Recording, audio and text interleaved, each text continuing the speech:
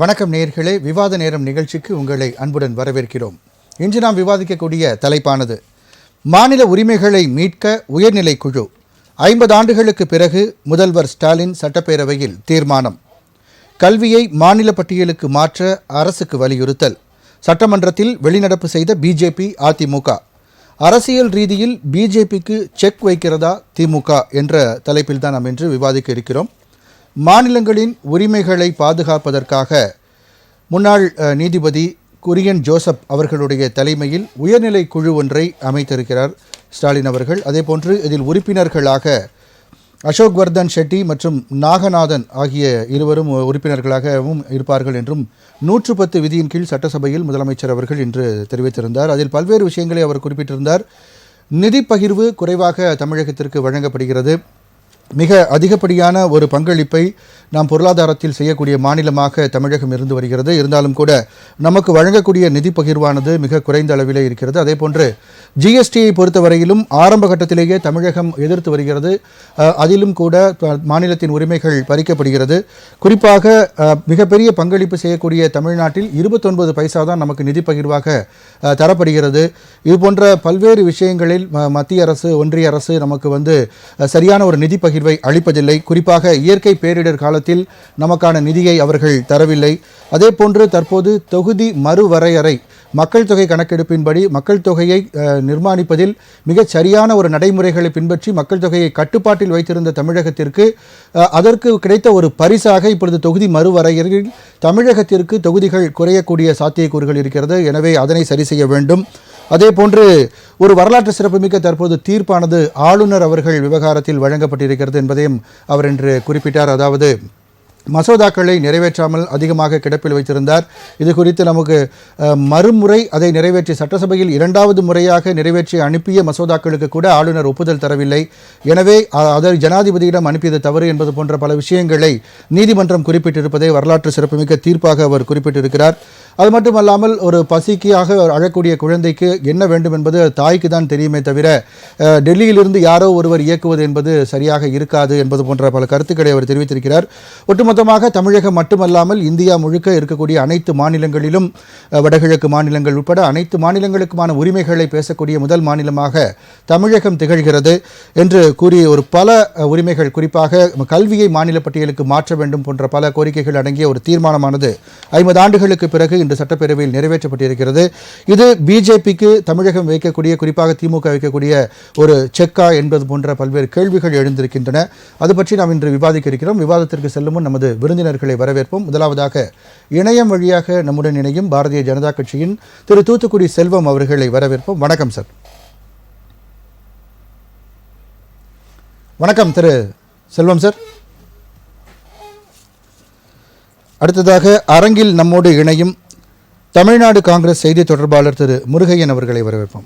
வணக்கம். மூத்த பத்திரிகையாளர் திரு VS ராமன் அவர்களை வரவேற்போம். வணக்கம். திரு செல்வம் சார். செல்வம் சார், நான் பேசுறது கேட்குதுங்களா? சார் இப்போ சொல்லுங்க சார். அதாவது இப்போ மாநில உரிமைகளை காப்பதற்காக ஒரு உயர்நிலை குழு, தொடர்ந்து மத்திய அரசானது தமிழகத்தை வஞ்சித்து வருகிறது, பிற மாநிலங்களை வஞ்சித்து வருகிறது. அதை தடுப்பதற்காக, இந்தியா முழுவதையும் காப்பதற்காக ஒரு தீர்மானம் நிறைவேற்றப்பட்டிருக்கிறது என்று ஸ்டாலின் அவர்கள் கூறியிருக்கிறார். உங்களுடைய பார்வை? ராஜ் நியூஸ் தொலைக்காட்சி நிறுவனத்திற்கு நெறியாளர் சகோதரர் ரங்கநாதன் அவர்களுக்கு, என்னுடைய சக பங்கேற்பாளர்களுக்கு, தொழில்நுட்ப கலைஞர்களுக்கு வணக்கம். சார், ஒரே ஒரு நிமிஷம், ஒரு விருந்தினரை வரவேற்று நம்ம தொடர்ந்து பேசுவோம். இணையம் வழியாக நம்முடன் இணையும் மற்றொரு விருந்தினர் திமுகவின் முன்னாள் சட்டமன்ற உறுப்பினர் திரு இள புகழேந்தி அவர்களை வரவேற்போம். வணக்கம் சார். அனைவருக்கும் வணக்கம். தொடருங்க திரு தூத்துக்குடி செல்வம் சார். அதாவது தொழில்நுட்ப கலைஞர்களுக்கு என்னுடைய பணிவான வணக்கம். அதாவது இதுல என்ன விஷயம்னு கேட்டீங்கன்னா, திராவிட முன்னேற்ற கழக அரசு எப்பொழுதெல்லாம் நெருக்கடிகளை சந்திக்கிறதோ அப்பொழுதெல்லாம் திசை மாற்றம் செய்வதற்கு, மடைமாற்றம் செய்வதற்கு இப்படிப்பட்ட தீர்மானங்களை கொண்டு வருவார்கள். ஏன்னு கேட்டீங்கன்னா, இது 1969 மரியாதைக்குரிய டாக்டர் கலைஞர் அவர்கள் முதலமைச்சராக இருந்த போது டெல்லியில நடந்த மாநில சுயாட்சி குழு கூட்டங்கள் நடந்தது. அந்த கூட்டத்தில் அவர் குரல் எழுப்பினார். நான் அதை மறுக்கல. அதுக்கு பிறகு முன்னாள் உயர்நீதிமன்ற நீதியரசர் PV ராஜமன்னார் தலைமையில ஒரு குழு அமைக்கப்பட்டது. யாரு? கலைஞரால் குழு அமைக்கப்பட்டது. அந்த குழுவுல யாரெல்லாம் இருந்தாங்கன்னு கேட்டா, ஆந்திராவினுடைய முன்னாள் தலைமை நீதிபதியாக இருந்த சந்திரா ரெட்டி, அதே போலவே நம்முடைய சென்னை பல்கலைக்கழகத்தினுடைய வேந்தராகவோ அல்லது துணைவேந்தராகவோ இருந்த லட்சுமண ராஜா முதலியார் என்கிறவர் தலைமையில ஒரு குழு அமைச்சு போட்டாங்க. அந்த குழுவினுடைய அறிக்கை என்ன ஆச்சுங்கிறது இன்னைக்கு அதை பத்தியும் பேசியிருக்காங்க. ராஜமன்னார் குழு அவங்க கொடுத்த பரிந்துரைகளை பத்தியும் பரிசீலிக்கணும்ன்ற விஷயங்கள்லாம் பேசப்பட்டிருக்கு. கேளுங்க, அதுக்கு போக மாநில சுயாட்சி வேணும்னு சொல்லி மட்டும் இல்ல, கலைஞர் அன்னைக்கு என்ன பண்ணாருன்னா ஒரு தனியா தமிழ்நாட்டுக்கு தனியா ஒரு கொடி வேணும்னு கூட கேட்டார். அது ஒரு சர்ச்சையாச்சு. அன்னைக்கு மத்தியில நிதியமைச்சராக இருந்த மரியாதைக்குரிய மொரார்ஜி தேசாய் அவர்கள் நிதியமைச்சராக இருந்தா, அதுக்கு கொஞ்ச காலத்துக்கு முன்னால அவர் குஜராத்தினுடைய முதலமைச்சராக இருந்தார் என்று எனக்கு நினைவு. அதுல அப்ப பெரிய அளவுல அது சர்ச்சையாக அப்போது அது சர்ச்சையாக வந்தது. அதுக்கு பிறகு பல்வேறு நிலையில குழுக்கள் அமைக்கப்பட்டு இது வந்ததை தவிர, இன்னும் கூட நான் ஒரு செய்தி நினைவுபடுத்துறேன். 1969 காங்கிரஸ் கட்சி பிளவுபட்டு சிண்டிகேட் என்று காங்கிரஸ் ஸ்தாபன காங்கிரஸ் ஆகவும் இந்திரா காங்கிரஸ் ஆகவும் அது இரண்டு காங்கிரஸாக அன்றைக்கு இருந்த பொழுது, அன்றைக்கு 1971 72 நடக்க வேண்டிய சட்டமன்ற நாடாளுமன்ற தேர்தலை அம்மையார் இந்திரா காந்தி அவர்கள் ஒரு வருடத்துக்கு முன்னால வச்சாங்க. அன்னைக்கு காங்கிரஸ் கட்சியில் இருந்த பிளவின் காரணமாக கலைஞர் அவர்களும் அம்மையார் இந்திரா காந்தி அவர்களோடு சேர்ந்து அன்றைக்கு ஓராண்டுக்கு முன்பு தமிழ்நாடு அரசை கலைத்து விட்டு தேர்தலை சந்திச்சாங்க. சரி, அதுல ஒரு பெரிய விஷயம் என்னன்னு, எதுக்காக ஒரு முக்கியமான விஷயம் என்னன்னு கேட்டீங்கன்னா, அன்றைக்கு 25 நாடாளுமன்ற உறுப்பினர்கள் திமுக, 10 நாடாளுமன்ற உறுப்பினர்கள் காங்கிரஸ் கட்சிக்கு ஒரு சட்டமன்ற தொகுதி கூட கிடையாது. அன்றைக்கு தான் இன்றைக்கு வரைக்கும் திமுக பெருமையாக பேசுகிற 182 இடத்துல இந்த தீர்மானம் நிறைவேற்ற வேண்டிய அவசியம் என்ன சார்? தொடர்ந்து மத்திய அரசு தமிழக அரசை வஞ்சித்து வருகிறதா என்ற ஒரு கேள்வி இருக்கு இல்லையா? இந்த தீர்மானம் நிறைவேற்ற வேண்டிய அவசியம் என்ன இருக்கு? இதாவது நான் சொல்றேன், கேளுங்களேன். அதாவது நாளும் பொழுதும் திமுக அமைச்சர்கள், மூத்த அமைச்சர்கள் எல்லாம் வாய் கொழுப்பெடுத்து அல்லது வார்த்தைகளை அதிகமாக அகம்பாவத்தோடு பேசுகிற பேச்சு இருக்கு பாருங்க. இது மக்கள் மத்தியில மிகப்பெரிய கொதி நிலையில ஏற்பட்டிருக்கு. இன்னும் கூட கேட்டீங்கன்னா, ஒரு 4-5 நாட்களுக்கு முன்பு ஒரு மூத்த அமைச்சர், அன்றைக்கு திமுகவுடைய துணை பொதுச் செயலாளராக இருந்த திரு பொன்முடி அவர்கள் மிக கொச்சையாக மடைமாற்றும் விதமாக தான் இதை பண்றாங்கன்னு சொல்றீங்களா? அது மாத்திரமல்ல, கொஞ்சம் தயவு செய்து கேளுங்க. நீங்க அது மட்டும் இல்ல, இந்த கல்வியை மாநில பட்டியலில் இருந்து மத்திய பட்டியலுக்கு கொடுக்கப்பட்டது யார் காலத்தில்? அதை நீங்க சொல்லுங்க. கச்சத்தீவு யார் காலத்துல கொடுக்கப்பட்டது? முல்லை பெரியாருடைய உரிமை யார் காலத்துல பறிக்கப்பட்டது? அதுபோல காவிரி பிரச்சனை, காவிரி நீர் பிரச்சனையில மத்திய அரசாங்கம் மாநில அரசு போட்ட வழக்கை வாபஸ் பெற்றது கலைஞரா இல்லையா? இப்படி எல்லா தவறுகளையும் செய்தது திமுக. சரி, இன்றைக்கு அவர்கள் இதை மடைமாற்றம். இன்றைக்கு திமுக அரசு நிர்வாகத்துல கொஞ்சம் இருங்க. முதல் சுற்று அவர் பேசி முடிக்கிட்டோம், வரேன் உங்ககிட்ட அடுத்து வரேன். அதாவது திமுக மக்கள் மத்தியில் மிகப்பெரிய அளவில் அம்பலப்பட்டு அசிங்கப்பட்டு நிற்கிறது. அதனால இன்றைக்கு அதை மடைமாற்ற செய்யறதுக்கு இன்னொரு விஷயம் மட்டும் சொல்றேன், கேளுங்க. நம்முடைய ஆளுநருக்கு எதிராக உச்ச நீதிமன்றம் ஒரு தீர்ப்பு வழங்கி இருக்காங்க. ஆர்டிகல் 200 அவர் பயன்படுத்தல. அதனால 142, அதாவது ஸ்பெஷல் பவர், அதாவது தனி அதிகாரத்தை உச்ச நீதிமன்றம் பயன்படுத்தி ஒரு உத்தரவு போட்டிருக்காங்க. அந்த உத்தரவு மேல்முறையீட்டிற்கு போகிற பொழுது நிச்சயமா டிஸ்கஸ், அதாவது விவாதிக்கப்பட்டு அதிலே நிச்சயமா ஒரு சீராய்வு செய்யப்படும் நான் நம்புறேன். ஏன்னு கேட்டீங்கன்னா, ஒரு சின்ன ஒரு இது மட்டும் அனுமதிக்க. அதாவது ஒரு மாநில அரசு நிறைவேற்றுகிற எல்லா தீர்மானத்தையும் ஆளுநர் ஒத்துக்கொள்ள வேண்டும் என்று சொன்னால், நான் ஒரு உதாரணத்துக்காக சொல்றேன். நாளைக்கு தமிழ்நாடு தனிநாடாக வேண்டும் என்று தமிழ்நாடு சட்டமன்றத்தில் ஒரு தீர்மானம் போட்டு ஆளுநருக்கு அனுப்புறாங்க. ஆளுநர் திருப்பி அனுப்புறாரு. 2வது முறை அந்த தீர்மானத்தை போட்டு அனுப்புறாங்க. அப்ப ஆளுநர் அதுக்கு ஒப்புதல் கொடுக்க முடியுமா? இதெல்லாம் முரண்பட்ட, அதாவது என்னுடைய மரியாதைக்குரிய அண்ணன் புகழேந்தி அவர்களுக்கு தெரியும், இது முரண்பட்ட தீர்ப்பு. அதாவது உச்ச நீதிமன்றம் ஒரு தவறான தீர்ப்பு வழங்கி இருக்கிறது. உச்ச நீதிமன்ற நீதியரசர்கள் தங்களுடைய அதிகார எல்லையை தாண்டி ஒரு தீர்ப்பை வழங்கி இருக்கிறார்கள். நிச்சயமா மத்திய அரசும் ஆளுநரும் இதற்கு மேல்முறையீட்டுக்கு ரிவிஷன் பெட்டிஷன் போவாங்க. இல்ல கண்டிப்பா சார். இப்ப இந்த பேச்சு வர்றதுக்கான காரணம் என்னவா இருந்தது சார்? நீங்க வந்து ஒரு பல வருடங்கள் ஒரு மசோதாவை கிடப்புல போட்டிருந்தனால தானே இந்த ஒரு வழக்கு தொடர வேண்டிய நிலையை ஏற்பட்டது. நீங்க சரியான முறையில நீங்க அணுகிருந்தீங்கன்னா அந்த பிரச்சனையே இல்லையே. இல்ல அதாவது ஒரு விஷயம் கேட்டீங்கன்னா, அதாவது சுப்ரீம் அவர் ஜனாதிபதிக்கே அனுப்பக்கூடாது சொன்னா இது என்ன நியாயம் கேட்க? இது நாடா தமிழ்நாடு தனி நாடா கேட்க? இது ஒரு ஆளுநர் ஜனாதிபதிக்கே அனுப்பக்கூடாது. இந்தியாவினுடைய முதல் குடிமகனாக முதல் குடியுரிமையா பெற்றவராக இருக்கிற இல்ல குடியரசுத் தலைவருக்கே அனுப்பக்கூடாது சொன்னா இது என்ன நியாயம் கேட்க? இது இந்தியா என்கிற கூட்டாட்சி தத்துவத்தை மதிக்கிற இந்திய ஜனநாயகம் எங்கே போய்கொண்டு? சரி, ஓகே. இதுக்கான பதிலை நம்ம புகழேந்தி அவர்கிட்ட கேட்கலாம். தெரியல புகழேந்தி சார், இந்த தீர்மானத்தை நீங்க எப்படி பாக்குறீங்க? புகழேந்தி சார். அனைவருக்கும் என்னுடைய அன்பான வணக்கம். நம்முடைய தோழர் அவர்கள் பேசிய பேச்சு என்பது இன்னைக்கு எடுத்துக்கொண்டிருக்கிற இந்த சப்ஜெக்ட். இன்றைக்கு நம்முடைய மாநில அரசு 110 விதியின் கீழ் நியாயமான உரிமைகளை பாதுகாக்க ஒன்றிய மாநில அரசினுடைய உறவுகளை மேம்படுத்தவும் உயர்மட்ட குழு ஒன்றை அமைக்க 110வது விதியின் கீழ் இப்போ வந்து நம்முடைய முதலமைச்சர் அவர்கள் அறிவிச்சிருக்காங்க. அந்த விதி மூலமாக தீர்மானத்தை நிறைவேற்றி இருக்கிறாங்க. இதற்கான நிலைப்பாடுகளில் எல்லோருமே, ஏன்னா உண்மையை நம்ம ஒத்துக்கணும். ஏன்னா அவருடைய கட்சியை சேர்ந்த பிஜேபியை சேர்ந்த பழைய தலைவர்களே சில பேர் சொல்லியிருக்காங்க, அதாவது வலிமையாக ஒரு நாடு முன்னேற வேண்டும் என்றால், ஒரு இந்திய துணைக்கண்டமே சிறப்பாக இருக்க வேண்டும் என்றால் மாநிலங்கள் வலுவுள்ளதாக இருக்கணும், மாநிலங்கள் உரிமை உள்ளதாக இருக்கணும். என்ன உரிமை?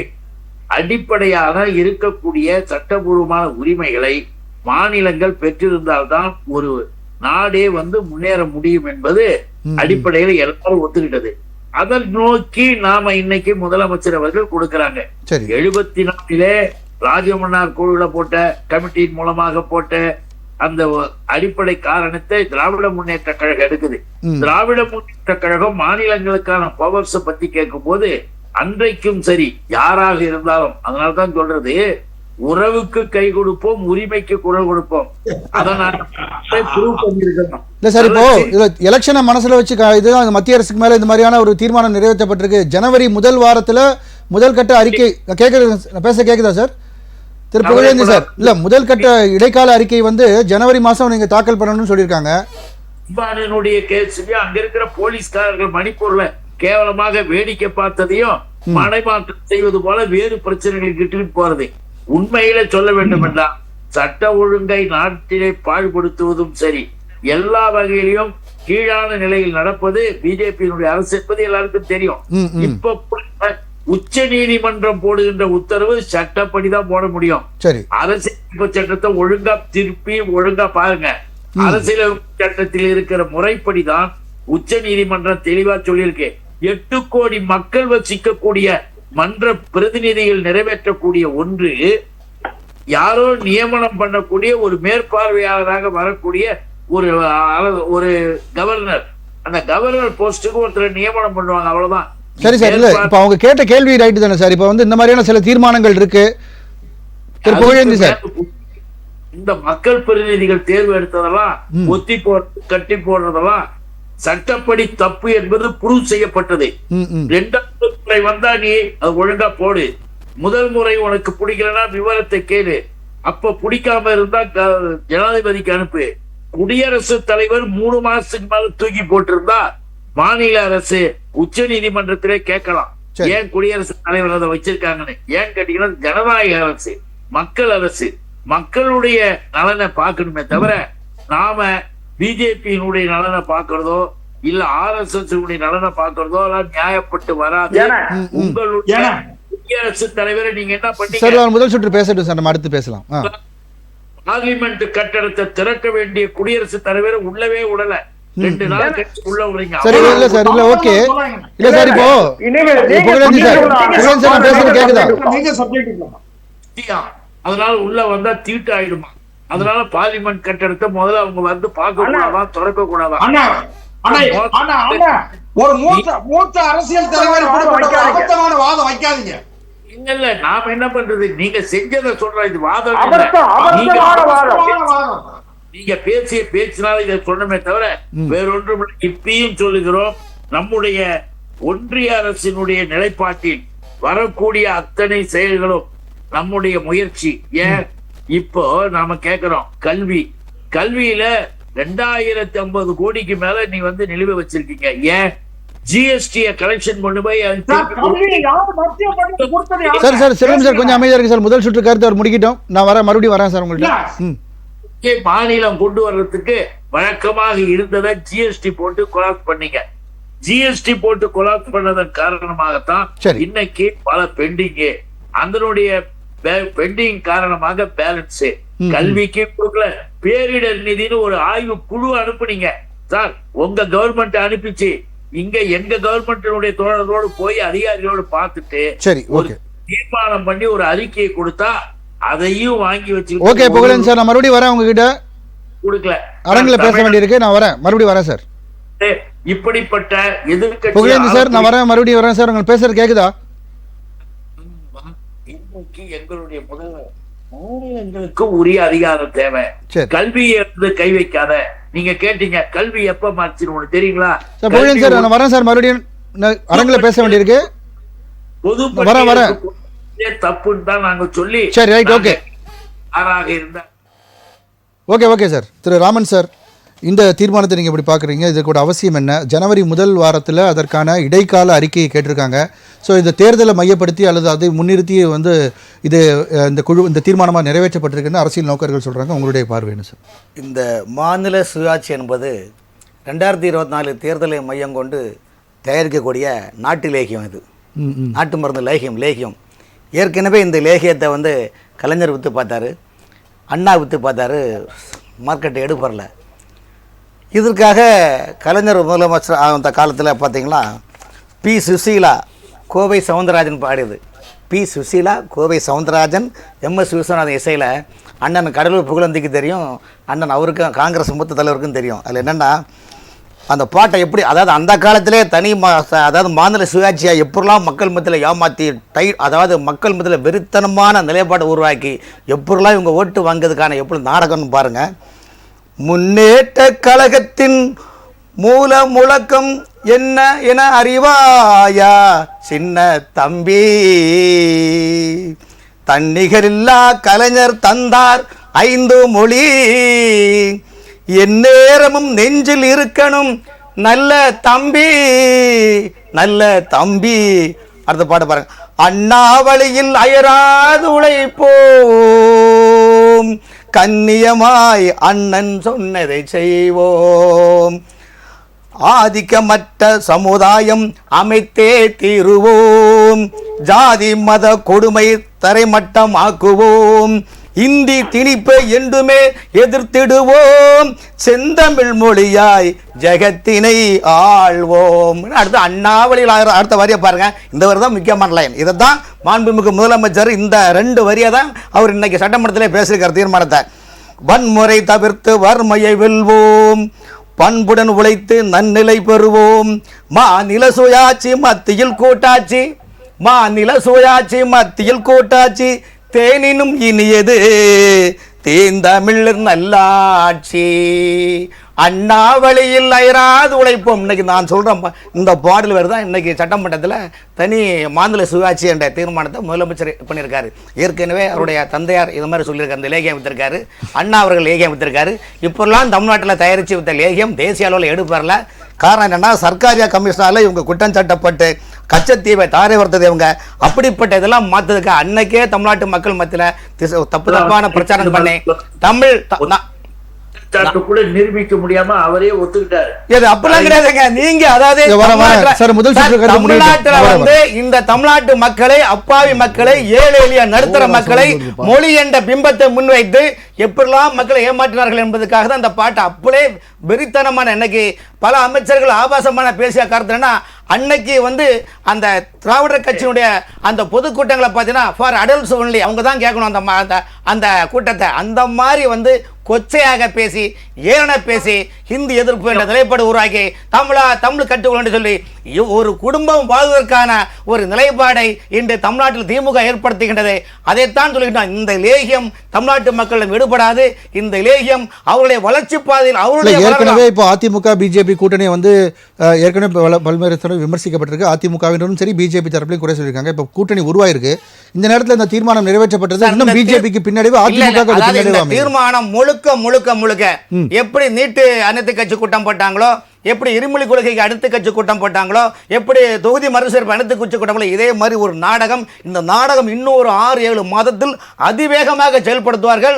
காரணம் என்றால் தமிழ்நாட்டில் உள்ள ஒவ்வொரு அமைச்சர்களும் ஊழலில் மூழ்கி ஆபாச வார்த்தைகள் பேசி தமிழகத்தை உலக அளவில் சர்வதேச டாலர் கம்யூனிகேஷனில், அதாவது டான் சிஸ்டமான ஒரு நிலைப்பாடு தமிழகத்தினுடைய ஆட்சி நிலைப்பாடு உள்ளது.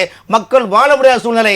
இதெல்லாம் திசை மாற்ற வேண்டும், இதெல்லாம் மறைக்க வேண்டும். தமிழ்நாட்டு மக்கள் சராசரி நம்மளை பற்றி மட்டுமே என்ன சொல்கிறார் என்று எதிர்பார்த்து கொண்டிருக்க சூழ்நிலையில் பாஜகவின் மறைமுகமாக நெருக்கடி கொடுக்கின்றார்கள். காரணம், தமிழ்நாடு பார்த்தீங்களா, தமிழுக்காக தமிழ்நாட்டு மக்களுக்காக தன்னையே அயராது பசுநோக்கார் கந்தூஞ்சார் கர்மமே கணர் என்று நீதிபதி நாளிதழ் சொல்ல போல திராவிட முன்னேற்ற கழக ஆட்சி மக்களுக்காக கஷ்டப்படுகின்ற ஒரு பிம்பத்தை கிளப்பக்கூடிய நாட்டிலேயும் இருக்கின்றார்கள். இந்த நாட்டிலேயும் தமிழ்நாட்டு மக்கள் எடுபடாது என்பது என்னுடைய நிலைப்பாடு. சரி சார். திரு முருகையன் சார், அதாவது இன்னைக்கு இந்த மாநில பட்டியலுக்கு வந்து கொண்டு வர வேண்டும் கல்வின்னு சொல்றாங்க.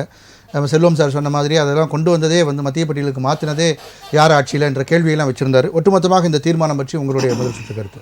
ராமன் இவ்வளோ நேரம் பேசுனது பிஜேபி சார்பில் பேசலை, அவர் திராவிட முன்னேற்ற கழக பேச்சாளராகவே பேசிட்டார். அவர் பாடிய பாட்டையெல்லாம் பாடிதான் 50 ஆண்டு காலம் தமிழ்நாட்டை திராவிட இயக்கங்கள் ஆண்டு கொண்டிருக்கு.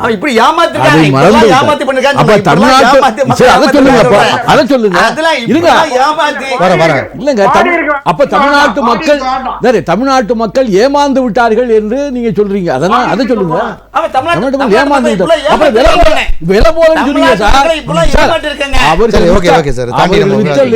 விலை போகவில்லை என்று சொன்னீர்களே, அவர்கள் வித்த லேகியம் விலை போனதால் தான் 50 ஆண்டு காலம் தொடர்ந்து அவர்கள் மாறி மாறி ஆண்டு கொண்டிருக்கிறார்கள். நீங்கள் அதை நீங்கள் கேலி பேசுவதற்கு எந்த அர்த்தமும் இல்லை. இப்பொழுது தெரியுமா, மாநில சுயாட்சி மத்தியில் கூட்டாட்சி என்பது இன்று நேற்று அல்ல. அவர்கள் 50 ஆண்டு காலமாக அவர் பேசுகின்ற ஒரு கொள்கைப்பாடு. அதனால மாநிலத்தில் தனியாக பிரிச்சுட்டு போயிடணுங்கிறது அர்த்தம் இல்லை. இது பல மொழிகள், பல கலாச்சாரம், பல விதமான உணவு முறையெல்லாம் கொண்ட ஒரு நாடு இந்தியா. அதனால அந்தந்த மாநில மக்கள் பழக்க வழக்கத்துக்கு பண்பாட்டுக்கு ஏற்றவாறு அந்தந்த மாநிலங்களில் சில வித்தியாசமான சட்டங்களை இயற்றுவது, சில வழிமுறைகளை கடைபிடிப்பதற்கெல்லாம் உரிமை இருக்க வேண்டும். இந்தியா முழுமைக்கும் ஒரே விதமான சட்டத்தையோ விதியையோ நாம் பின்பற்றுவது என்பது இயலாத காரியம் என்ற காரணத்தினால் தமிழகம் என்பது ஒரு தனிப்பெரும் ஒரு 8 கோடி மக்கள் வாழக்கூடிய ஒரு பெரிய மாநிலம். இந்த மக்களுக்கு என்று தனி பண்பாடு இருக்குது, வழிபாடு இருக்கு. அதனால என்ன சொல்றாங்க, நீங்க தமிழ்நாட்டில் எல்லா உரிமையும் எங்களுக்கும் வேண்டும், நீங்கள் சிலதெல்லாம் சொன்னபடி நடப்பதில்லை.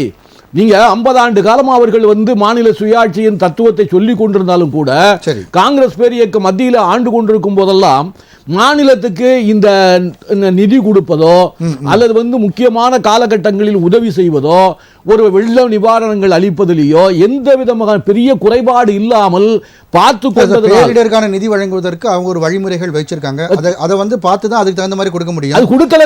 மாநில பட்டியலை மாற்றதா இருந்தால் அதுக்கும் பிரச்சனை காரணம் யாரு, இது போன்ற பல கேள்விகள் இருக்கு. இப்போ இந்த தீர்மானத்தை நிறைவேற்ற வேண்டிய ஒரு கட்டாயம் என்ன, அது மடைமாற்றும் விதமாகத்தான் இருக்கிறதுன்றது அவங்களுடைய கருத்து. இல்ல, அவர்கள் இன்று நேற்று அதான் சொன்னேன், இன்று நேற்றெல்லாம் அவர் எப்பவும் வழக்கமா சொல்லுவதுதான் இன்றைக்கும் சொல்லி இருக்கிறார். மாநில சுயாட்சி மத்தியில கூட்டாட்சி என்பது நீங்க தேசிய ஒருமைப்பாட்டுக்கோ இந்திய நாட்டினுடைய பாதுகாப்புக்கோ குந்தகம் விளைவிப்பது போல் அவர்களுடைய தீர்மானமோ சட்டங்களோ ஏதாவது ஒன்று பண்ணா அதை தடுப்பதற்கு மத்திய அரசாங்கத்துக்கு எல்லா விதமான உரிமையும் உண்டு. ஆனால் நீ இதை சொல்லக்கூடாது என்றால் சொல்ல முடியாது. இப்ப நீங்க எத்தனையோ மாநிலங்கள் மாநில உரிமைகள்லாம் பறிக்கப்பட்டு அவர்களுடைய சுதந்திரம் எல்லாம் போயிருக்கு. நீங்க என்ன நினைக்கிறீங்களோ அந்த ஆதிக்கத்தை எல்லாம் பல மாநிலங்களில், மணிப்பூர்ல இருந்து பல மாநிலங்களில் செலுத்தி கொடுத்தா இருக்கிறோம், காஷ்மீர் உட்பட. அது மாதிரி இங்க அந்த அதிகாரங்கள் எல்லாம் செலுத்த விடமாட்டோம். மாநிலத்துக்கு என்று சில உரிமைகள் அம்பேத்கர் அவர்களே ஆதரிச்சதுதான். அம்பேத்கரே மாநிலத்துக்கு என்று இன்னென்ன உரிமைகள், மத்தியில் ஆளுவதற்கு இன்னென்ன உரிமைகள். அம்பேத்கர் அவர்களுடைய விஷயத்தை தானே பிஜேபி பண்ணி அது நம்ம 1-2 மாறுபட்டு நடப்பதனாலும் மாநிலங்களுக்கு கொடுக்க வேண்டிய சில உரிமைகளை பறிக்க முயற்சிப்பதனாலும் அவர்கள் வந்து நாங்களுக்கு நீங்க வந்து பெரிய அளவில் வரி வசூல் பண்றோம், சரி, நமக்கு கொடுக்க வேண்டியதை பல காரணங்களை சொல்லி நீங்கள் வளர்ந்து விட்டீர்கள், எனவே உங்களுக்கு இவ்வளவு போதும். இல்ல உதாரணமோட சொல்லப்பட்டிருக்கு. தமிழ்நாட்டுல வந்து பல மாவட்டங்கள் இருக்கு.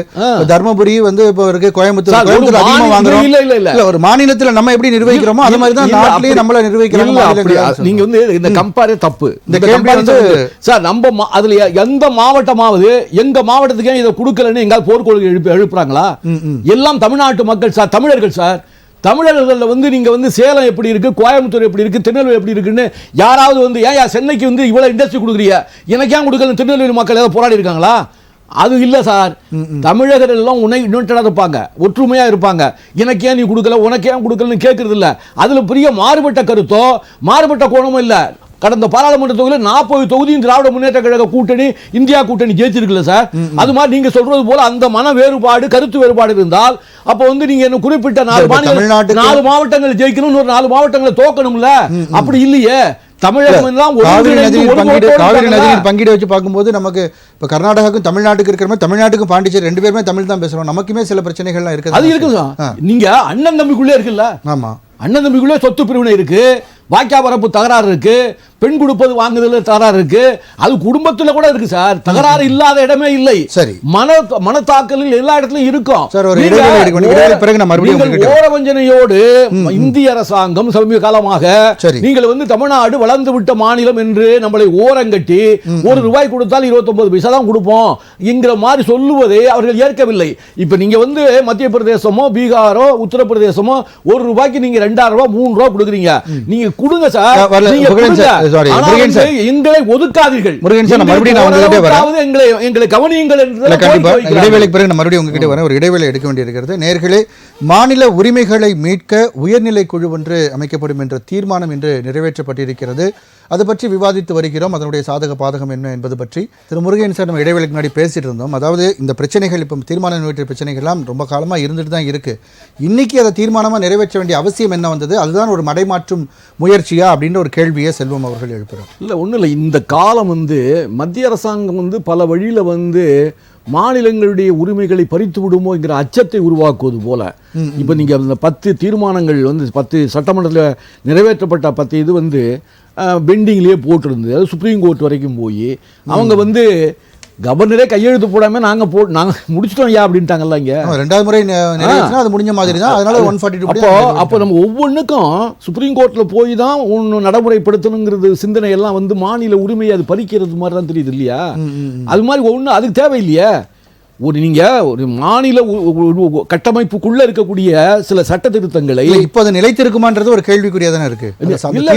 இல்ல, அது ஒன்றும் தவறானது கிடையாது சார். மாநில சுயாட்சி மத்தியில் கூட்டாட்சின்னு தான் சொல்றோம். மாநில மத்திய இந்த தீர்ப்பு இல்லையாது. ஆளுநருக்காக வழங்கப்பட்ட அந்த தீர்ப்பு வந்து அந்த 2 நீதிபதிகள் வழங்கிய அந்த தீர்ப்பு இப்ப மறுசீராய்வுக்கு செல்லும். அது போட்டோம், அது நிலைத்திருக்குமா என்பது சந்தேகம். மறுசீராய்வுக்கு போட்டும் சார். இப்போ கூட இந்த கமிஷன் போட்டிருக்காரு, நீதி குழு ஒன்று போட்டிருக்காரு. இப்போ அதுல கூட முன்னாள் சுப்ரீம் கோர்ட் நீதிபதி குரியன் ஜோசப் தான் போட்டிருக்காங்க. சட்டம் படித்த வல்லுநரை தான் போட்டிருக்காங்க. அவர் வந்து இந்திய நாட்டின் ஒருமைப்பாட்டுக்கு ஒற்றுமைக்கு தமிழ்நாட்டுக்கு வந்து பொருளாதாரத்துக்கு ஒரு குழு அமைச்சாங்க. அது மாதிரி வந்து மழைநீர் வடிகாலுக்கு ஒரு குழு அமைச்சாங்க. அதெல்லாம் என்னாச்சு சார்? அதெல்லாம் வந்து நடைமுறை ஆகிட்டு தான் இருக்கு.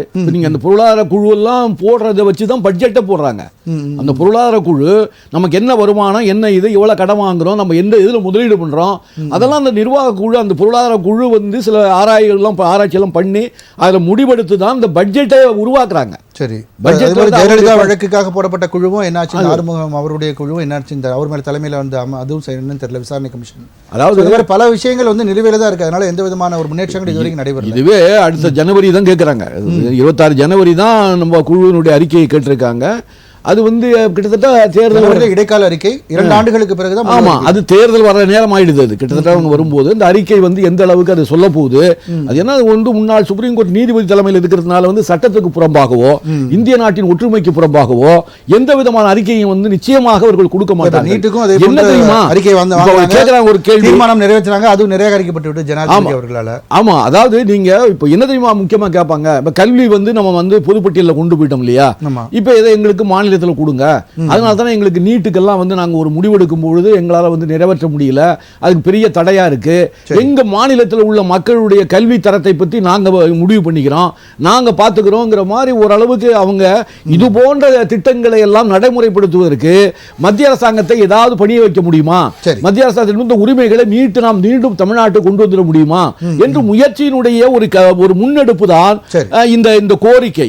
இந்த கோரிக்கை வந்து அப்படியே வந்து ஏதோ மாநிலம் தனியா பிரிச்சுட்டு போகிற மாதிரி எல்லாம் ஒரு தவறான கண்ணோட்டத்தில் அது பேச வேண்டாம். அந்த மாதிரி நோக்கமே கிடையாது. அப்படி இருந்துச்சுன்னா திராவிட முன்னேற்ற கழக இருக்கட்டும், அதிமுக இருக்கட்டும், மத்திய அரசாங்கத்தில் வந்து எத்தனையோ ஆண்டுகள் பங்கெடுத்திருக்கு, எத்தனையோ மிகப்பெரிய பொறுப்புகளை எல்லாம் வச்சிருக்கு இல்லையா. அன்னைக்கெல்லாம் வந்து அவங்க ஒரு தேசியத்தை கணிக்கக்கூடியவர்களா, தேசியத்தை நேசிக்கக்கூடியவர்கள் தான் இருந்தெல்லாம் பண்ணாங்க. எல்லா துறையிலையும் பெரிய பெரிய மந்திரி எல்லாம் இருந்தாங்கல்ல. அப்படி இருக்கும் பொழுது அவங்க வந்து மாநில உரிமையை மட்டும் பாதுகாக்கிறதுக்கு மட்டும் இல்லை, இந்தியா மொத்த உரிமையும் பாதுகாக்கிற தகுதியும் அவர்களுக்கு இருக்கு.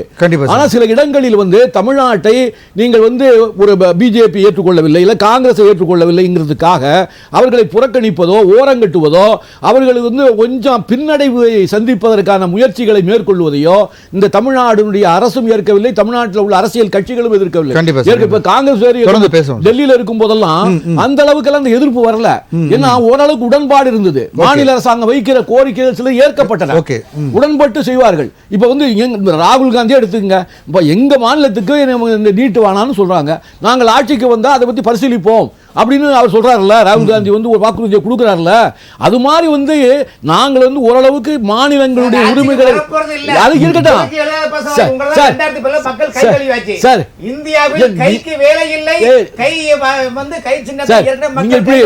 இப்படி சொல்லிதான்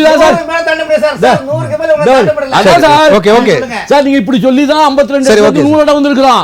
நீங்க 2 இடத்துல இருந்து ஆட்சியை பிடிச்சிருக்கீங்க, நீங்க 2 இடத்துல இருந்து ஆட்சியை பிடிச்சிருக்கீங்க. நாங்க 50 ஆண்டு ஆண்ட கட்சி சார். இது அதிகாரத்துக்காக சொல்ல, நாங்கள் ஒரு கட்சியினுடைய அடிப்படையில் நாங்கள் வந்து நீங்க அது மாதிரிலாம் செய்யல. கோரிக்கைகளை புறக்கணிப்பதனால் அவர்கள் வந்து இது மாதிரி கோரிக்கைகளை வைத்து ஒரு ஆய்வு செய்ய பார்க்கறாங்க. அந்த ஆய்வு வந்து தேச ஒற்றுமைக்கு எந்த பாதிப்பும் இருக்காது. ரைட் சார், தொடர்ந்து பேசலாம் சார். திரு செல்வம் சார், ஆக்சுவலா இப்போ மோடி அவர்கள் வந்து முதலமைச்சராக இருந்தவர், அவருக்கு தெரியும் மாநிலத்தில் உள்ள உரிமைகள் என்ன அப்படின்னு. அவர் முதலமைச்சராக இருக்கும்போது மத்திய அரசிடம் வைத்த கோரிக்கைகள் என்னன்னு அவருக்கு தெரியும். ஆனால் அதை நீங்கள் காங்கிரஸே குறை சொல்லிக்கிட்டே இருக்கிறத விட அந்த விஷயங்களை இம்ப்ளிமெண்ட் பண்ணுறதுக்கான முயற்சி எடுக்கலாம் இல்லையா? அவங்க தான் கொண்டு வந்தாங்க, 3 டென்யூர் வந்துட்டீங்க. இன்னும் நீங்கள் இந்திரா காந்தியை பற்றியும் இன்னும் நேருவை பற்றியுமே பேசிட்டு இருந்தா என்ன அர்த்தம் சார்? ஒரு விஷயம் மரியாதைக்குரிய ரங்கநாத சார் சொல்றேன். அதாவது எல்லா தவறுகளையும் செய்து விட்டு சட்டமாக்கி விட்டு என்ன கேட்டுங்க, ஜிஎஸ்டியா இருக்கட்டும், நீட்டா இருக்கட்டும், ஃபாரின் டைரக்ட் இன்வெஸ்ட்மெண்ட், அதாவது அந்நிய நேரடி முதலீடு ஆகட்டும், இப்படி எல்லா கல்வியை மாநில பட்டியலிருந்து மத்திய பட்டியல் கொடுத்தது, கச்சத்தீவு கொடுத்தது, மாநில உரிமைகளை விட்டு கொடுத்தது, எல்லாவற்றையும் இவர்கள் செய்துவிட்டு இன்னைக்கு தேர்தல் நெருங்குகிறது. திமுக ஆட்சி அதிகாரத்திற்கு வந்து 4 ஆண்டுகள் முடிய போகுது. 5வது ஆண்டு இன்னும் சொல்ல போனீங்கன்னா இறுதி நாட்களை எண்ணிக்கொண்டிருக்கிற இந்த திமுக அரசு கடைசியில என்ன பண்றாங்க, நாடகம் நடத்தி ஒரு இன்னைக்கு வந்து அதிமுக பாரதிய ஜனதா கட்சி ஒரு வலுவான கூட்டணியை அமைக்கிறார்கள். ஒரு அதை நோக்கி மக்களிடத்தில் ஆதரவு பெருகிற ஒரு நிலையில இதை மடைமாற்றம் செய்வதற்கு என்ன செய்யறது? ஆதரவு பெருகுதுன்னு எதை வச்சு சொல்றீங்க சார்? நான் நிச்சயமா சொல்றேன், கிராமப்புறங்கள்ல இன்னைக்கு இந்த ஆட்சி வந்து they are counting their days. DMK government is counting their days அப்படிங்கறது தான் உண்மை, யதார்த்தம். அதுல நான் என்ன சொல்றேன்னு கேட்டீங்கன்னா, கொஞ்சம் அண்ணன் ஒரு நிமிஷம். அதாவது நான் என்ன சொல்றேன்னு கேட்டீங்கன்னா, இதுல அண்ணன் முருகையன் கூட சொன்னாங்க, மாநிலத்துக்கு என்ன நீங்க 29 பைசா தானே குறைக்கீங்கன்னு சொல்லி. பாதுகாப்பு, உள்நாட்டு பாதுகாப்பு, வெளிநாட்டு பாதுகாப்பு, அதாவது நம்முடைய எல்லைப்புற பாதுகாப்பு, கடலோர பாதுகாப்பு, ஆகாய விமான பாதுகாப்பு, தரைவழி போக்குவரத்து, மத்தியில இருந்து உணவு மானியம், இப்படி எல்லாவற்றையும் செய்வது மத்திய அரசு. இவர்கள் சில திட்டங்களுக்கு அவர்களுடைய ஸ்டிக்கரை மட்டும் ஒட்டிக்கிறாங்க. அதனால இன்னொன்னு கேட்டீங்கன்னா, திமுக அரசு தோற்று போய் இருக்கிறது என்பதற்காக நான் ஒண்ணு சொல்றேன். அதாவது என்ன கேட்டீங்கன்னா, இவங்களுக்கு திமுக ஆட்சி, நாளைக்கு ஒரே ஒரு செய்தி சொல்றேன், இடி என்போர்ஸ்மெண்ட், இடி தமிழ்நாட்டிற்குள் வரக்கூடாது, சிபிஐ வரக்கூடாது, இப்படி சொன்னாங்கன்னு சொல்லி ஒரு தீர்மானம் போடுறாங்கன்னு வச்சுக்கிடுங்க. இது எப்படி இது வந்து இது இது எந்த வகையில நியாயமா இருக்கும், சாத்தியமா இருக்கும்? இது கவர்னர் அப்ரூவ் பண்ண முடியுமா? ஜனாதிபதி அப்ரூவ் பண்ண முடியுமா? ரெண்டாவது, நான் ஒன்னே ஒண்ணு சொல்றேன், இந்த மாநிலத்தினுடைய லஞ்ச ஒழிப்புத்துறை பதிவு செய்த வழக்குகளில், கடந்த ஆட்சி பதிவு செய்த வழக்குகளை இந்த ஆட்சி வந்த உடனே என்ன செய்றாங்க? ஆக்ஷன் டிராப் பண்றாங்க அல்லது குவாஷ் பண்றாங்க. எது? வழக்கை தள்ளுபடி செய்கிறார்கள் அல்லது நடவடிக்கை திரும்ப பெறுகிறார்கள். இது வந்து எந்த வகையில நியாயம்? அதனால என்னன்னு கேட்டீங்கன்னா, இதுக்கும் மாநில உரிமைகளுக்கு சம்பந்தம் இல்ல. மரியாதைக்கு மாண்புமிகு முதலமைச்சர் அவர்கள் பாவம், அவர் வந்து தடுமாறிக்கிட்டு இருக்காரு. ஏன்னு கேட்டீங்கன்னா, அவரு சிறுக சிறுக சிறுக கட்டமைப்பதை எல்லாம் அந்த அமைச்சர்கள் எல்லாம், அதாவது நந்தவனத்தில் ஒரு ஆண்டி 4-6 மாதமாய் குயவனை வேண்டி கொண்டு வந்தானடி ஒரு தோண்டி, அதை கூத்தாடி கூத்தாடி போட்டுடைத்தாண்டி என்று அந்த அமைச்சர் பெருமக்கள் எல்லாம் சேர்ந்து முதலமைச்சர் செய்கிற அந்த பானையை தூக்கி போட்டு உடைச்சிட்டு இருக்காங்க. மக்கள்கிட்ட வந்து திமுக மிகப்பெரிய அளவில் அம்பலப்பட்டு அசிங்கப்பட்டு கேவலப்பட்டு நிற்கிறது. இதை மறைப்பதற்காக சட்டமன்றத்தை பயன்படுத்தி 110 விதி, இதே 110 விதி அம்மையார் ஜெயலலிதா அவர்கள் இதே மரியாதைக்குரிய மாண்புமிகு முதலமைச்சர் அன்றைக்கு எதிர்கட்சி தலைவராக இருக்கும் போது ஒன்டன் கவர்மெண்ட் அப்படி சொன்னாரா சொல்லலையா? 110 விதியை எதற்கு பயன்படுத்த வேண்டும்? எதற்கு எடுத்தாலும் 110 ஒரே செய்தியோட சொல்றேன், இவர்களுக்கு வந்தால் ரத்தம், மற்றவங்களுக்கு வந்தா தக்காளி சட்னி. இப்படி வித்தியாசமான அரசாங்கத்தை, வேடிக்கை நிறைந்த வினோதமான அரசை திமுக அரசு நடத்தி கொண்டிருக்கிறது. பேசலாம் சார். திரு புகழேந்தி சார், அதாவது இப்போ இந்த கூட்டணி அமைந்திருக்கிறது, ஒரு மக்களிடையே ஆதரவு பெருகி வருகிறது. இதை தடுப்பதற்காக பிஜேபிக்கு ஒரு செக் வைக்கும் முயற்சியாகத்தான் இந்த தீர்மானம் அப்படின்னு சொல்றாங்க சார். உங்களுடைய பார்வை சார்? அதாவது நாம விவாத வந்தோம், இந்த மாதிரி காமெடிக்கும் கேட்கறதுக்காக வரலாம். இப்ப பெரிய நகைச்சுவையாக நான் நினைக்கிறேன். கூட்டணியோ அதனுடைய அழகும், இப்ப இருக்கக்கூடிய அந்த நிலைப்பாடுகளை நாட்டு மக்கள் பார்க்கறதுலயும் சரி. ஏன்னா மிஸ்டர் எடப்பாடி என்ன பண்ணாரு? இப்ப அசம்பிளியில பிஜேபியோட சேர்ந்து வெளியே ஓடிட்டார். பிஜேபி ஓடுதுன்றது அவங்க யூனியன் கவர்மெண்ட், அதனால எதிர்க்கிறாங்கன்னு. ஆனா எடப்பாடி இந்த கருத்துக்கள் மொழி பிரச்சனையாக இருந்தாலும் மற்ற பிரச்சனையாக இருந்தாலும் எல்லாத்திலயும் எல்லா கட்சியும் ஒன்னா இருக்குது. ஆனா இந்த எடப்பாடி எழுந்து ஓடுறாருன்னா எடுபடி ஆகிட்டாருன்னு தெரியும். தமிழ்நாட்டு மக்களுடைய பார்வையில இதெல்லாம் பட்டுக்கிட்டு இருக்கு.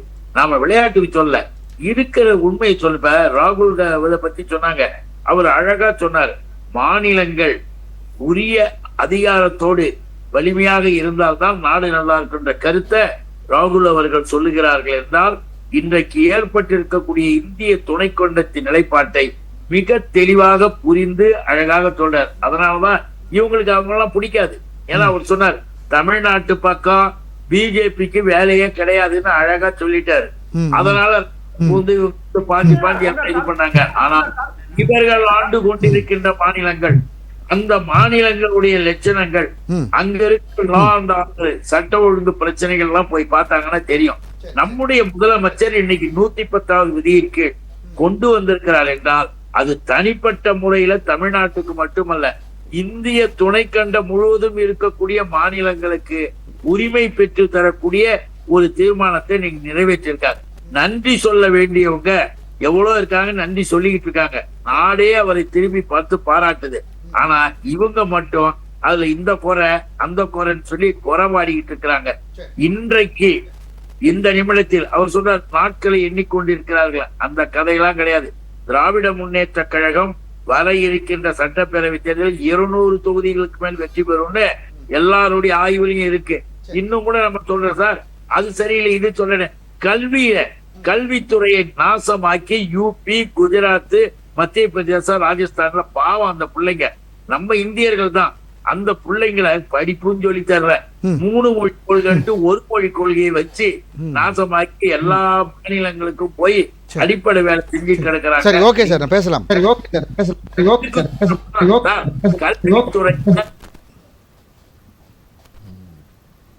சரி, ஓகே சார். இப்போ ராமன் சார், அதாவது இப்போ இது வந்து குழு அமைக்கிறது உயர்நிலை குழு ஒரு நீதிபதி தலைமையில் தான், உச்சநீதிமன்ற நீதிபதி தலைமையிலையும் அவருக்கு 2 உறுப்பினர்களை போட்டு தான் நியமிக்கிறாங்க. கண்டிப்பாக அவர்களுக்கு சட்டவிதமாக தெரியும். அப்போ அவங்க நிலையான இந்த குழுவானது வழங்கக்கூடிய விஷயங்கள் சரியாகத்தானே இருக்கும்.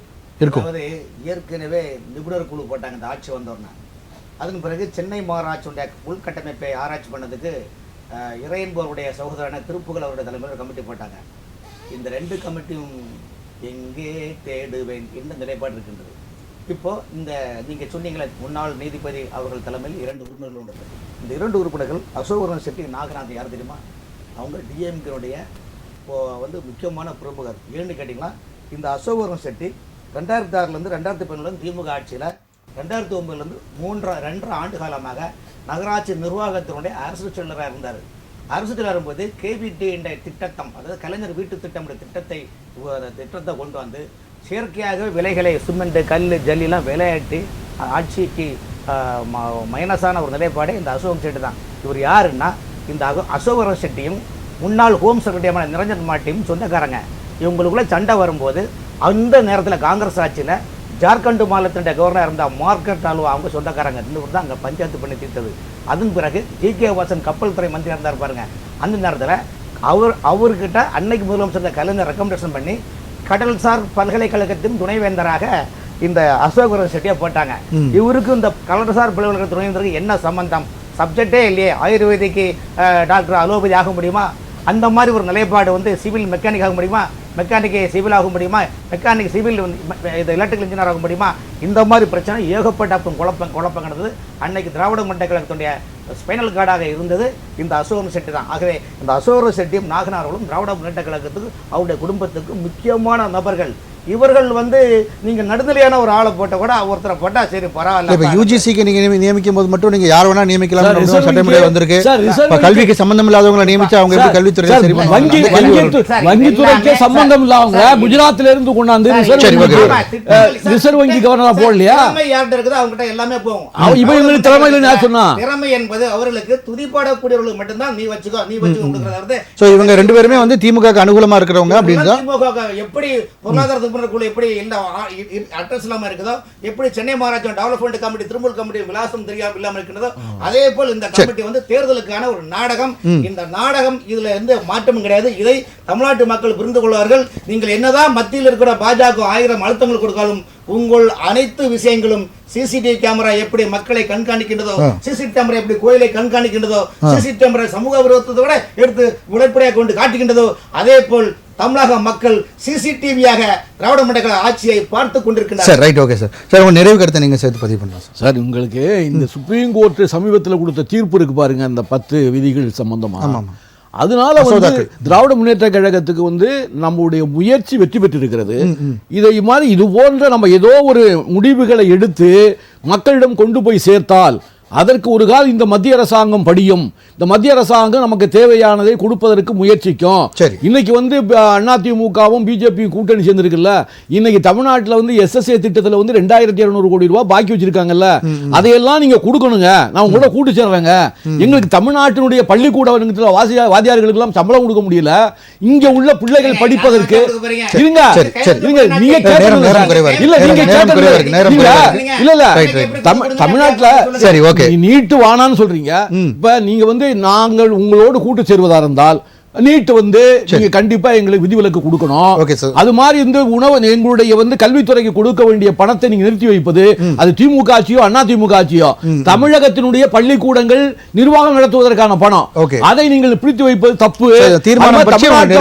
தூத்துக்குடி போன்ற இடங்கள்ல வந்து மிக கடுமையாக வெள்ளத்தால் பாதிக்கப்பட்ட போது வந்து ஆய்வு எல்லாம் நடத்துனீங்க டெல்லியில, நிதி வழங்கல. ஆனா என்ன கொடுத்தீங்க?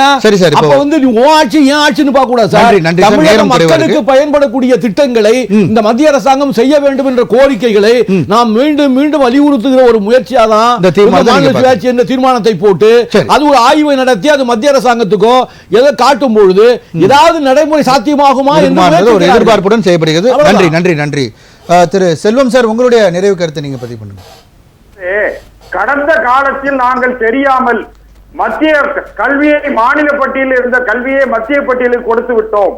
கச்சத்தீவை நாங்கள் தான் மத்திய அரசாங்கத்தின் மூலமாக இலங்கை கொடுத்து விட்டோம். சுருக்கமா முடிங்க, நேரம் ரொம்ப கம்மியா இருக்கு சார். சுருக்கமா சொல்றேன். அதனால காவிரி உரிமையை நாங்கள் தான் விட்டு கொடுத்து விட்டோம். இப்படி நாங்கள் கடந்த காலத்தில் செய்த தவறுகளுக்கு மன்னிப்பு கோருகிறோம்.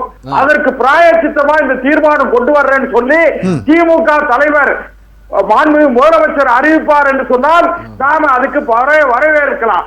ஆனால் எல்லா தவறுகளையும் செய்துவிட்டு முகமூடி அணிந்து கொண்டு யாரு சுத்த சுயம் பிரகாசமாக முகமூடி அணிந்து கொண்டு நல்லவர்களை போட வேடம் போடுகிற திமுகவை மக்கள் இந்த தேர்தலில் வீட்டுக்கு அனுப்புவார்கள். மக்கள் நிராகரிப்பார்கள். நன்றி புகழேந்தி சார், நிறைவு கருத்து. நன்றி நன்றி நன்றி சார். புகழேந்தி சார், நிறைவு கருத்து சுருக்கமா 2 வரியில, நேரம் குறைவா இருக்கு. ரெண்டே வரையும் சொல்லணும்னா, நீதியரசர் குரியன் ஜோசப் அவர்தான் அவருடைய தலைமையில் அசோக்வர்தன் செட்டி முன்னாள் வைஸ் சான்சலர், பேராசிரியர் மு. நாகநாதன் தமிழ்நாட்டின் மாநில திட்டக்குழுவினுடைய முன்னாள் தலைவர் ஆக உயர்ந்த கல்வியாளர்களை, நல்ல ஆய்வாளர்கள், சிந்தனையாளர்களை குழு போட்டு இன்னைக்கு நம்முடைய முதல்வர் அறிவிச்சிருக்காங்க. அந்த குழுவினுடைய அறிக்கை வரும். இதனுடைய நியாயங்கள் உலகத்திற்கு தெரியும். ஒண்ணு மட்டும் சொல்றேன், திராவிட முன்னேற்ற கழக ஆட்சி மீண்டும் தமிழ்நாட்டில் வரும் மக்களின் பேராதரவோடு. அதை சொல்லி நான் முடிக்கிறேன். நன்றி சார். சார் ராமன் சார், உங்களுடைய மக்கள் நலம் மக்கள் நலம் என்றே சொல்லுவார், தம் மக்கள் நலம் ஒன்றேதான் மனதில் கொள்ளுவார். அதுபோல இன்னைக்கு தமிழ்நாடு சட்டமன்றத்தில் அதிமுக பாஜக எம்எல்ஏக்கள் 3 அமைச்சர்கள் மீது நம்பிக்கையில தீர்மானம் கொண்டு வந்திருக்காங்க. செந்தில் பாலாஜி அவர்கள், பொன்முடி அவர்கள், கே நேரு அவர்கள். காரணம் என்றால் ஒவ்வொருத்தர் மீதும் ஊழல் குற்றச்சாட்டு, ஆபாச வார்த்தைகளும் இருக்கின்றது என்று சொல்லியிருக்கிறாங்க. ஆகவே இதெல்லாம் திசை திருப்பதுதான் இந்த நாடகம். இந்த நாடகம் திரும்ப திரும்ப வேகமாக, அதிவேகமாக மக்களை குழப்பி கொண்டிருப்பார்கள். இந்த குழப்பத்திற்கு மக்களுடன் ஏமாற மாட்டார்கள் என்பது என்னுடைய பதிவு. நன்றி சார். நம்முடன் விவாதத்தில் பங்கு பெற்ற விருந்தினர்கள் அனைவருக்கும் நன்றி. மீண்டும் ஒரு விவாத நேரம் நிகழ்ச்சியில் சந்திப்போம் நேயர்களே. நன்றி, வணக்கம்.